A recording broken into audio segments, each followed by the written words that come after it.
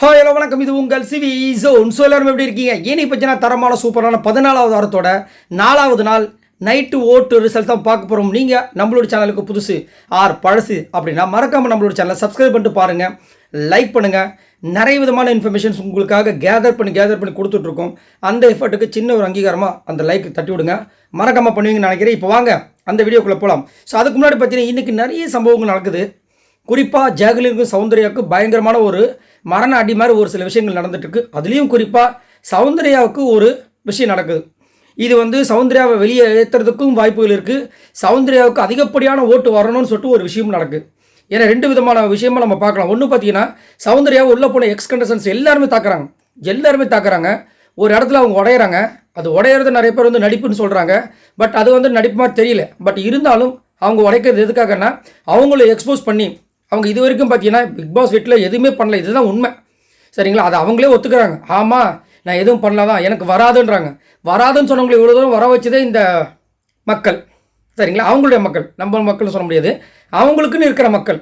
அப்படின்னு இருக்கும்போது யாராக இருந்தாலும் உழைப்பு போட்டு இவ்வளோ கஷ்டப்பட்டு அந்த ஊதியம் கிடைக்கும்போது இன்னொருத்த சும்மா அந்த நம்ம ஆஃபீஸ்லலாம் இருக்கும். நம்ம என்ன பண்ணுவோம், கஷ்டப்பட்டு வேறு செஞ்சு என்னென்னமோ பண்ணுவான். ஒரு சில பேர் சொம்பு அடித்தே வருவானுங்க. வேலையும் செய்ய மாட்டாங்க. வாத்தலை செம்மையாக பண்ணுறீங்க தலைன்னு சொல்லியே வருவான்.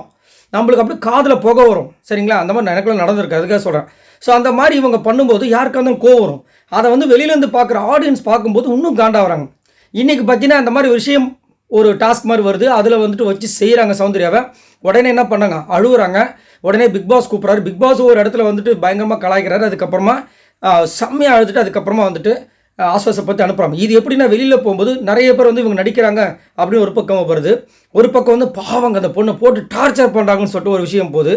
இதே ஒரு விஷயமா வச்சு என்ன பண்ணாங்க, சௌந்தர்யாவுக்கு சப்போர்ட் பண்ணுற ஒரு சில பேர்லாம் என்ன பண்ணுறாங்க, ரொம்ப கேவலமாக பண்ணுறாங்க. அதிலும் நான் ஒரு சில சேனல்ஸ்லாம் பார்த்துருக்கேன். அவங்க சொல்லும்போது தான் சரி, நீ போய் பார்க்கலாம். பார்த்தா இது வரைக்கும் முத்துக்கு ஒரு சப்போர்ட் அப்படி இப்படி பேசிட்டு இவ்வளோ தூரம் கடைசி நேரத்தில் டக்குன்னு பார்த்தீங்கன்னா சௌந்தர்யா தான் வரப்போகிறாங்க, சூப்பராக வரப்போகிறாங்க. முத்துக்குமாரன் தனியாக வின் பண்ண முடியாது, அவர் துணை இருந்தாலும் வின் பண்ண முடியும்னு இஷ்டத்துக்கு கதை விட்டுட்ருக்காங்க. பார்க்கும்போது எனக்கு சிரிப்பது, ஏண்டா யாரா நீங்களா அப்படின்ற மாதிரி இருக்குது. ஸோ யார் என்ன சதி வேலைகள் பண்ணாலும் உண்மை ஜெயிக்கும். அதை மாற்றுக்கிறதே கிடையாது. ஏன்னா அவன் போட்டிருக்காப்புல முத்துக்குமாரன் ஃப்ரம் டே ஒன்லேருந்து இது வரைக்கும் போட்டிருக்காரு. அது மாட்டுக்கிட்டே கிடையாது, கிளியராக இருக்குது. நீங்கள் பயண வீடியோன்னு எடுத்து வச்சுக்கோங்களேன். அவர் பண்ண சம்பவத்தை 2-3 பயண வீடியோ போடலாம். ஆனால் சவுந்தர்யா அதை எடுத்து வச்சிங்கன்னா இப்படி அப்புறம் மார்க்கிங் பண்ண விஷயங்கள் வேறு எதை நீங்கள் போடுவீங்க? நல்லா யோசிச்சு பாருங்கள். சிரிச்சதை போடுவீங்க, கிண்டல் பண்ணதை போடுவீங்க, க்யூட் மூமெண்ட்ஸ் போடுவீங்க, வேறு என்ன போடுவீங்க? ஒன்றுமே கிடையாது. இதுதான் பிரச்சனையாக இருக்குது. இதில் குறிப்பாக சௌந்தர்யாவுக்கு சப்போர்ட் பண்ணி அர்ச்சனா பண்ண அலுவலர்கள் இருப்பாங்க. அதுக்கு காரணம் பார்த்தீங்கன்னா முத்துக்குமாரன் இப்போ டாப்பில் இருக்காருன்னு இவங்களுக்கு காண்டாகுது. ஐயோ, அருண் வர வேண்டிய இடத்துல இவர் வந்துட்டாரேன்னு அவங்களுக்கு ஒரு இது. ஏன்னா அருணுக்கு அவ்வளோ ஃபேன்ஸ் இருந்தாங்க. அதனால் நான் அதே மாதிரி ஏன் எனக்கு பெட்டர் ஆஃபாக வரப்போ அவரும் வரணும்னு ரொம்ப எதிர்பார்த்தாங்க. அது நடக்கலை. அதுக்கு முக்கிய காரணம் யாரும் உங்களுக்கே தெரியும். ஏன்னா இவரே எக்ஸ்போஸ் பண்ணிட்டார். அருண் தேவையில்லாமல் அவர்கிட்ட மோதினாரு, அவர் அடி வாங்கிட்டார். இப்போ சைலண்டாக இருக்கார். இப்போ நான் முத்துவை கவுக்கணும்னு நான் என்ன பண்ணணும்? அடுத்தபடியாக யார் இருக்காங்க? சௌந்தர்யா இருக்காங்க. சௌந்தர்யாவுக்கு என்னோடய ஃபேன்ஸை நான் கொண்டு வரணும்னா சௌந்தர்யாவுக்கு நான் சப்போர்ட் பண்ணணும். சப்போர்ட் பண்ணால் ஆட்டோமேட்டிக்காக வருவாங்க அப்படின்ட்டு போன வாரம் ஒரு மெசேஜ், இன்றைக்கி ஒரு மெசேஜ். சௌந்தர்யா ரொம்ப நல்லவங்க, ஆர்கானிக்காக எல்லாமே வருது. ஏன் அவங்களுக்கு மட்டும் தான் ஆர்கானிக்காக வருதா? வீட்டில் 24 பேருக்கு ஆர்கானிக்காக வரவே இல்லையா? சரி, முன்னாடிலாம் அருணுக்கு சப்போர்ட் பண்ண இவங்க ஏன் இப்போ அருணுக்கு சப்போர்ட் பண்ணுறதை விட்டுட்டாங்க? ஏன் அருணை பிடிக்கலையா? அப்படி கிடையாது. இங்கே நான் அருணுக்கு சப்போர்ட் பண்ணால் அந்த ரூட்டு மாறிடும். ஒரே ஃபோக்கஸாக நான் சௌந்தர்யான்னு சொல்லும்போது எனக்கு பிடிச்ச ஆட்கள், எனக்காக ஃபேன்ஸ் இருப்பாங்க பற்றி அவங்களாம் போடுவாங்கன்னு ஒரு மனப்பால். பட் இப்போலாம் எல்லாருமே ரொம்ப தெளிவாக இருக்காங்க. ஸோ அதனால் பிரச்சனையே இருக்காது. கண்டிப்பாக முத்துக்குமாரன் அங்கே வருவார். ஆனால் இடையூறு கொடுத்துக்கிட்டே இருக்கா, அதுதான் கொடுமையாக இருக்குது. சரி, இப்போ வாங்க இதெல்லாம் பேசியாச்சு, அனலைசிஸ் வீடியோக்குள்ளே போகலாம். சரி, ஃபர்ஸ்ட் பிளேஸில் யாருக்கு அப்படி பார்த்தீங்கன்னா முத்துக்குமாரன் மட்டும்தான் இருக்கார்.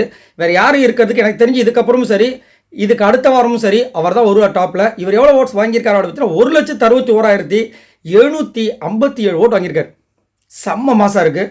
ஓட்டிங் பர்சன்டேஜ் பார்த்தீங்கன்னா 34.31. ஸோ 7 பேரில் 34% வாங்கி கன்று மாதிரி நிற்கிறாரு. அதேமாதிரி காலையில் ஒரு டாஸ்க் கொடுக்குறாங்க, ஆக்டிவிட்டி டாஸ்க், வேறு மாதிரி வெறித்தனமான டாஸ்க்கு. அதில் நீங்கள் 2 பேர் தகுதியானவங்க வெளியிலேருந்து வந்தவங்கன்னா யாரை சொல்லுவீங்கன்னா ஃபேட்மேனை சொல்கிறார். அவ்வளோ அழகாக பிரித்து மேறார். ஃபேட்மேன் எதுக்காக வந்திருக்காரு? வந்தவொடனே என்ன பண்ணார்? எல்லோரும் புகழ்ந்து தள்ளினார். ஆமாம், புகழ்ந்தார். ஏன் புகழ்ந்தார் நம்மளுக்கே டவுட் வந்துச்சு. அதுக்கப்புறமா தான் என்ன சொல்கிறாரு, வாழைப்பத்தை ஊசி ஏற்றுற மாதிரி ஊசி ஏற்றிட்டு அப்படியே சைடில் என்ன பண்ணார், அந்த டாப் 5ல் 5 பேரையும் ஃப்ரீ பண்ணணும். முத்துக்குமாரனை ஃப்ரீ பண்ண முடியாது. அடுத்தபடி யார் வருவாங்கன்னு தெரியுது அவருக்கு. சௌந்தர்யா ஒரு பக்கம் வந்து 2-3 பேரை வச்சு அட்டாக் பண்ணுறாரு. யார்? நம்ம சாச்சனா, வர்ஷினி. அடுத்தது யார் வருவாங்க தோணுது? ஜாக்லின் ஒரு பக்கம் அட்டாக் பண்ணுறாரு. தீபக் ஒரு பக்கம் இவர் கையாளுறாரு. ரயான் கிட்ட தனியாக போய் பேசிகிட்டே இருக்காரு. ரயான் சொல்கிறதுக்கு நீ ஃபைனல்ஸ் தாண்டா, பெட்டி எடுத்துகிட்டு போடான்ட்டு. ஏன்னா இவங்களுக்கு பெட்டி வராதுன்ற விஷயங்கள் தெரியும். அது எல்லாத்தையும் அக்குவர் அனைவரை கிழிக்கிறார். சூப்பராக இருக்குது. அதே மாதிரி இந்த விஜய் சேதுபதி அவர்களுடைய அந்த கேரக்டர் எடுத்து அவ்வளோ அழகாக கச்சிதமாக பண்ணுறாரு. எனக்கு தெரிஞ்ச இந்த வாரம் பார்த்தீங்கன்னா இவருக்கு அடுத்தபடியே தீபக், இவங்க 2 பேருக்கும் ஜாக்லின் நம்ம குறை சொல்ல முடியாது. இவங்க 3 பேர் தான் எனக்கு தெரிஞ்சு கேரக்டராகவே வந்துட்டு ட்ரை பண்ணுறாங்க. அது வந்து மாட்டுக்கிறதே கிடையாது. இவங்க 3 பேருக்கு நம்ம ஹேட்ஸ் ஆஃப் கொடுத்தே ஆகணும். இந்த வாரத்தை பொறுத்த இருக்குது மற்றவங்க யாருமே பெருசாக வந்து இன்வால்மெண்ட் காட்டுற மாதிரி இல்லை. அந்த டான்ஸ் ரொம்ப பண்ணுறாங்க. சரி, ஓகே, உங்களோட கருத்துக்களை சொல்லுங்கள். ஏங்க முத்துக்குமருக்கு இவ்வளோ இடைஞ்சல் வருது? நல்லவங்களுக்கு சோதனை வந்து தான் ஆகும். 2வது பிளேஸ் பார்த்தீங்கன்னா சௌந்தர்யா இருக்காங்க. இவங்க எவ்வளோ ஓட்ஸ் வாங்கியிருக்காங்க அப்படி பார்த்தீங்கன்னா 83,045 ஓட்ஸ் வாங்கியிருக்காங்க. ஓட்டிங் பர்சன்டேஜ் பார்த்தீங்கன்னா 17.61. எப்படியோ வந்துட்டு 83,000 கிட்ட வந்திருக்காங்க. ஆனால் கொஞ்சம் ஓட்டு இன்க்ரீஸ் ஆயிருக்கு. இன்றைக்கி ஓட்டு இன்க்ரீஸ் ஆயிருக்கு. அதுக்கு காரணம் அவங்க அழுத விஷயங்கள். இதைத்தான் ஃபேட்மேன் முன்னாடியே சொன்னார். அடிங்க, ஆனால் அவங்கள அழாத அளவுக்கு அடிங்க. அழுதாங்கன்னா சிம்பத்தி ஓட்டுன்னு ஒன்று வரும் அப்படின்ட்டு. அது மட்டும் இல்லாமல் இவங்க அழுத விஷயங்களே அங்கே வந்துட்டு கண்டிப்பாக வந்துட்டு ஒரு ஓட்டு சிம்பத்தி ஓட்டு வரணும் அப்படின்ற ஒரு காரணத்துக்காக தான். நான் என்ன கேட்குறேன்னா, நீங்கள் சிம்பத்தி ஓட்டு வாங்குறது தப்பு கிடையாது, ஏதாவது உழைச்சி வாங்குங்கன்றேன்.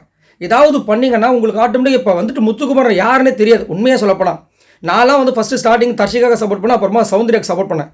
முத்துக்குமாரனுக்கு அப்புறமா தான் அவர் பண்ணுற விஷயங்கள்லாம் நம்மளுக்கு தெரிய வந்து நம்ம சப்போர்ட் பண்ண ஆரம்பிக்கிறோம். அந்த மாதிரி ஆர்கானிக்காக வரணும். நம்மளுக்காக தோணும், இவன் கரெக்டாக பண்ணுறான், இப்போ இவனுக்கே பண்ணக்கூடாது அப்படின்ட்டு. ஒரு சில பேர் அதையும் வந்து என்ன பண்ணுவாங்கன்னா பிஆர்னா என்ன தெரியுங்களா, ஃப்ரம் டே ஒன் வந்து ஒருத்தருக்கு தான் சப்போர்ட் பண்ணுவாங்க. திடீர்னு பார்த்தா சப்போர்ட்டை மாற்றுவாங்க. அவன் பிஆர், நம்ம பார்த்தீங்கன்னா மாறி மாறி மாறி மாறி வந்துட்டு இருக்கு. அப்புறம் உங்களுக்கு புரியணும். ஆனால் அதை வந்து ஒரு சில பேருக்கு வந்து கொஞ்சம் நம்ம அது வந்துட்டு காண்டில் அப்படி தான் பேசுவாங்க. அதே மாதிரி அதை அவங்கள விடுங்க. ஸோ இப்போ இவங்க பண்ணதுனால என்ன ஆகுதுன்னா அழுகுறாங்க. அவங்களும் ஒத்துக்கிறாங்க, நிறைய இடங்களில் ஒத்துக்கிறாங்க. ஆமாம், எனக்கு வராதுன்றாங்க. வராதவங்களே ஏன் வர வைக்கிறீங்கன்றது மக்களோட கேள்வியாக இருக்குது. சரிங்களா? ஆனால் அவங்க அழுதது வந்து பொய் சொல்லவே மாட்டேன். கண்டிப்பாக யாருக்காக இருந்தாலும் அடித்தா வலிக்கும். இன்றைக்கி அடித்தாங்க, அவங்களுக்கு வலிச்சுது. ஆனால் எனக்கு என்ன ஒரு வருத்தம்னா, இதை முன்னாடி நீங்கள் செஞ்சுருக்கலாமே. திடீர்னு வந்து அடுத்த வாரம் ஃபினாலை வச்சுட்டு இன்றைக்கி வந்து இப்படி அந்த பொண்ணை போட்டு அடிக்க வேணான்றது என்னோட கருத்து. அதை ஒரு துடுப்பிச்சிட்டு மாதிரி வச்சு, சீக்ரெட் டாஸ்க் மாதிரி வச்சு மக்கள்கிட்ட வந்துட்டு இவங்களுக்கு ஒரு நல்ல பேர் வாங்கி கொடுக்கறதுக்கு இப்போ விஜய் விஷாலுக்கு ஒன்று பண்ணுறாங்க பார்த்தீங்களா, அந்த மாதிரி பண்ணுறாங்களும் தோணுது. உங்களுக்கு என்ன தோணுதுன்ற சொல்லுங்கள். 3வது பிளேஸ் பார்த்தீங்கன்னா விஷால் இருக்கார். இவர் எவ்வளோ ஓட்ஸ் வாங்கியிருக்காரு அப்படி பார்த்தீங்கன்னா 48,334 ஓட்ஸ் வாங்கியிருக்காரு. ஓட்டிங் பர்சன்டேஜ் பார்த்தீங்கன்னா 10.25. ஸோ விஷால் வந்து ஸ்டார்டிங்கில் வந்துட்டு ஃபஸ்ட்டு செகண்ட் வந்தார். சரி, இப்போ இவர் திடீர்னு 3rd பிளேஸ் வராரு. இவர் அந்த அளவுக்கு என்ன பண்ணார்? எதுவுமே பண்ணல. என்ன பண்ணார்னா இவரை பண்ண வைக்கிறாங்க. வந்தவங்களாம் இவரை போட்டு அடின்னு அடிக்கிறாங்க, அடித்து துவைச்சி என்ன பண்ணுறாங்க, காய வைக்கிறாங்க. அதனால் என்ன ஆகுதுன்னா வெளியில் வந்து சிம்பத்தி ஓட்டு. இந்த ஃபார்முலா ஒர்க் அவுட் ஆனதுனால தான் சௌந்தர்யாவுக்கு அந்த ஃபார்முலா அப்ளை பண்ணுறதுக்கு அந்த ஒரு விஷயம் நடக்குது. ஆனாலும் எந்த நீங்கள் ஃபார்முலா போட்டாலும் முத்துக்குமருக்கும் ஒரு ஃபார்முலா போட்டு வச்சிட்டாங்க. மக்களும் சரி, அவரும் போட்டு வச்சிட்டார். சரிங்களா? அதே மாதிரி விஷால் இது வரைக்கும் கேமை வந்து சூப்பராக விளாண்டாரு கேட்டிங்கன்னா அவரோட சுயநலத்துக்கு தான் விளாண்டுருக்காரு. கேமுக்காக இது வரைக்கும் எதுவுமே பண்ணது கிடையாது. அவரோட சுயநலத்துக்கு அன்றைக்கி அந்த வாரத்துக்கு அவர் ஏதாவது படம்னு நினச்சாருன்னா, இல்லை அவங்க முன்னாடி நம்ம கெத்து காமிக்கணும்னு நினச்சாருன்னா அந்த விஷயங்கள் தான் பண்ணியிருக்காரு. இப்போ டிக்கெட் ஃபினாலில் ஒரு பயங்கரமாக பண்ணுவார்னு நான்லாம் ரொம்ப ஆசையை எதிர்பார்த்தேன். அதுதான் ஃபேட்மேனும் சொல்கிறார். பட் ஆனால் என்ன பண்ணார், 2 பேர் மட்டும் தான் அந்த டிக்கெட் ஃபினாலில் வந்துட்டு பயங்கரமாக சண்டை போட்டாங்க. அதனால தான் அந்த வாரம் நல்லா போச்சு. இவங்க 2 பேருமே வந்துட்டு முத்துக்குமார் வந்து எனக்கு ஓட்டு வர போட நான் பண்ண மாட்டேன் அப்படின்னு அவர் உட்காந்துருந்தாலும், ரயானை வந்துட்டு நம்ம தான் போக போகிறோம்னு நினச்சிருந்தாங்களே, அந்த வாரமே மொக்கையாக போயிருக்கும். சரிங்களா? அந்த அளவுக்கு இருக்கும்போது ஆனால் விஷாலுக்கு வந்து திடீர்னு ஓட்டு வருது, இதை நம்மளும் நம்பணுன்றாங்க. என்ன எனக்கு ஒன்றும் புரியல. ஆனால் நான் ஆல்ரெடி உங்களுக்கு சொன்னது தான், விஜய் விஷால் அவரெல்லாம் வந்துட்டு போகிறதுக்கு வாய்ப்பே கிடையாது. ஏன்னா சூழ்நிலை கட்டங்கள் அப்படி சொல்லுது. 4வது பிளேஸ் பார்த்தீங்கன்னா ஜாக்லின் வந்துட்டாங்க. இவங்க எவ்வளோ ஓட்ஸ் வாங்கியிருக்காங்க அப்படி பார்த்தீங்கன்னா 46,930 ஓட்ஸ் வாங்கியிருக்காங்க. ஓட்டிங் பர்சன்டேஜ் பார்த்தீங்கன்னா 9.95. ஜாக்லினை போட்டு பொழக்கிறாங்க பாருங்க. சுனிதா ரொம்ப டூ மச்சாக இருக்குது. நான் என்ன சொல்கிறேன்னா, ஜாக்லின் ஆமாம் அவங்க ஒரு ஸ்ட்ராட்டஜி வச்சாங்க, இது மாட்டுக்கட்டே கிடையாது. அவங்க வந்துட்டு அது ஒரு கேம் ஸ்ட்ராட்டஜி. இப்போ பார்த்தீங்கன்னா கேம் அப்படின்னு பார்த்தீங்கன்னா எல்லாமே இந்த மாதிரி தான் விளையாடணுன்றதுலாம் இல்லை. எல்லாருக்கும் மைண்டில் ஒரு ஸ்ட்ராட்டஜி வச்சுருப்பாங்க. அதில் ஜாக்லின் அந்த மாதிரி ஒரு ஸ்ட்ராட்டஜி தான் பண்ணாங்க. இல்லைன்னே மறுக்க முடியாது. அது அவங்களோட ஸ்ட்ராட்டஜி. அதை நம்ம தப்பு நியாயம் வேணால் சொல்லலாம். ஆனால் அந்த ஸ்ட்ராட்டஜி தப்புன்னு சொல்ல முடியாது. ஏன்னா அது அவங்களோட ஸ்ட்ராட்டஜி. அது தப்பாக கரெக்டாக முடிவு பண்ணுறது அவங்க. உங்களுக்கு பிடிச்சா ஓட்டு போடுங்க, பிடிக்கலாம் ஓட்டு போடாதீங்க. அதே மாதிரி மஞ்சரி வெளியே போகிறதுக்கு காரணமே நீதான்றாங்க, போட்டு பொழக்கிறாங்க. அதே மாதிரி சாச்சனா வந்து கலாய்க்கிறாங்க பாருங்கள் ஜாக்லினை. அன்னைக்கு வந்துட்டு ஃப்ரெண்ட்ஷிப் தான் முக்கியம்னு சொல்லிட்டு ஒரு டாஸ்க் ஒரு விஷயம் பண்ணிங்க. ரயானுக்கு சொம்புத்திக்கிட்டு டிக்கெட்டு ஃப்ராவில் வந்து ரயானுக்கு பதில் ரயானை கலாய்ச்சி இண்டிவிஜுவல் கேம் தான் நான் விளாடுவோன்னு சொல்கிறீங்க. அப்போது அது வந்து உண்மையான கேமா இல்லை இது உண்மையான கேமா? அப்போ நீங்கள் எங்களை ஏமாத்துறீங்களான்ற மாதிரி கலாய்க்கிறாங்க. ஜாக்லின்லாம் கரெக்டாக பண்ணுறாங்க. எனக்கு தெரிஞ்சு சௌந்தர்யாவை விட ஜாக்லினை தான் அதிகப்படியாக தாக்கியிருக்காங்க. உண்மையை சொல்லப்போனால். ஆனால் ஜாக்லின் அழுதுருந்தாங்கன்னா அவங்களுக்கு ஒரு சிம்பத்தி ஓட்டு வந்திருக்கும். ஆனால் அந்த பொண்ணு அதை பண்ணல. அதில் எனக்கு ஒரு ஒரு பரவாயில்ல, இந்த பொண்ணு சூப்பர். ஏன்னு கேட்டிங்கன்னா இவங்களும் அழுது வந்து இவங்களுக்கு அழுதது கை வந்த கலை தானே, ஏன் பண்ணக்கூடாது? ஆனால் அதை அவங்க பண்ணல. ஏன்னா அந்த மாதிரி வேண்டாம். என்னை கேட்டிங்கன்னா அவங்களும் வந்து கேர்ள்ஸ் டீம், இந்த கேர்ள்ஸ் அந்த இதில் பார்த்தீங்கன்னா கண்டிப்பாக ஒரு எஃபர்ட் போட்டிருக்காங்க. கண்டிப்பாக ஜாக்லின் வரணுன்றது என்னோட கருத்து. பார்க்கலாம் என்ன நடக்குதுன்னு. 5வது பிளேஸ் பார்த்தீங்கன்னா தீபக் இருக்காரு. இவர் எவ்வளோ ஓட்ஸ் வாங்கியிருக்காரு அப்படின்னு பார்த்தீங்கன்னா 45,618 ஓட்ஸ் வாங்கியிருக்காரு. ஓட்டிங் பர்சன்டேஜ் பேர் 9.67. தீபக் வந்துட்டு உண்மையிலேயே சொல்லப்போனால் இப்போ 3 வாரங்களா அப்படி பார்த்தீங்கன்னா சேஃப் கேம் விளாட்றாரு. அது வந்து மாற்றுக்கிறதே கிடையாது. தனக்கு எந்த கெட்ட பேரும் வரக்கூடாதுன்னு சொல்லிட்டு ஒரு தனக்குள்ளே வந்து ஒரு ஷீல்டு மாதிரி போட்டுட்டு தான் விளாட்றாரு. அது மாற்றுக்கிறதே கிடையாது. ஆனால் கெட்டவர்னு சொல்ல முடியாது, நல்லவர், ஜென்டில்மேன். அது வந்து மாற்றுக்கிறதே கிடையாது. அவர் வந்துட்டு இது வரைக்கும் அவரால் முடிஞ்ச எஃபர்ட்டை அதிகப்படியாக கொடுத்துருக்காரு. அவருக்கு ஏஜ்டு பர்சனு அதை வெளியில் காட்டாமல் ஒரு ஈக்குவலாக அந்த டிக்கெட்டு ஃபில்லாலும் சரி எல்லா டாஸ்க்லையுமே வந்துட்டு அவரோட பெஸ்ட்டு என்ன கொடுக்கணும், இந்த டெவில் டாஸ்க் இருந்தாலும் சரி எல்லாமே நம்ம சொல்லலாம், விரல விட்டு சொல்லலாம். கண்டிப்பாக இதெல்லாம் பண்ணியிருக்காருன்னு. ஸ்டார்டிங்கில் வேணால் கொஞ்சம் கம்மியாக இருக்கார், இப்போ கொஞ்சம் கம்மியாக இருக்கார், ஆனால் பண்ணியிருக்காரு. அவரும் வந்துட்டு ஃபேட்மேன் என்ன பண்ணுறாரு, சீன்றாரு. நீங்கள் வந்து சேஃப் கேம் விளாட்றீங்க அப்படின்ட்டு வச்சு செய்கிறாரு. ஃபேட்மேனை கிழிக்கிறார் தீபக். நீங்கள் உள்ளே வந்ததே முத்துக்குமாருக்கு சொம்பு தூக்க தான்ட்டார். அவர் ஆடி போகிறார். அது என்ன வந்ததுலேருந்து முத்துக்குமார் ப்ரைஸ் பண்ணுறீங்க, விஷாலை வந்து கார்னர் பண்ணுறீங்க. அதே மாதிரி அவர் போட்டார் பாருங்க பிளான், அதை போட்டு உடைக்கிறாரு பயங்கர மாட்டேங்கன்னா. காலையில் கேட்டார் தீபக், நீங்கள் சொல்லுங்கள் யார் வெளியே போங்கன்னு நினைக்கிறீங்க, நான் சொல்ல மாட்டேன்றார் அவர். அப்போ நீங்கள் சேஃப் கேம் விளாட்றீங்க. ஃபேட்மேனுக்கு என்னென்னா உள்ளே அவங்க என்ன நினைக்கிறாங்க அதை வச்சு நம்ம ஒரு வியூ அமைப்போம்னு சொல்லிட்டு அவங்க நினைக்கிறாரு. ஆனால் அதை சொல்லலாம், பயப்படாமல் சொல்லலாம், இதை சேஃப் கேம் சொல்லலாம். பட் ஆனால் அவர் சொரிஞ்சு விட்டு இவர் போட்டு பொழக்கிறார் ஃபேட்மேனை. பட் என்னைய கேட்டிங்கன்னா அவரும் நல்ல ஒரு திறமையான ஒரு போட்டியாளர்.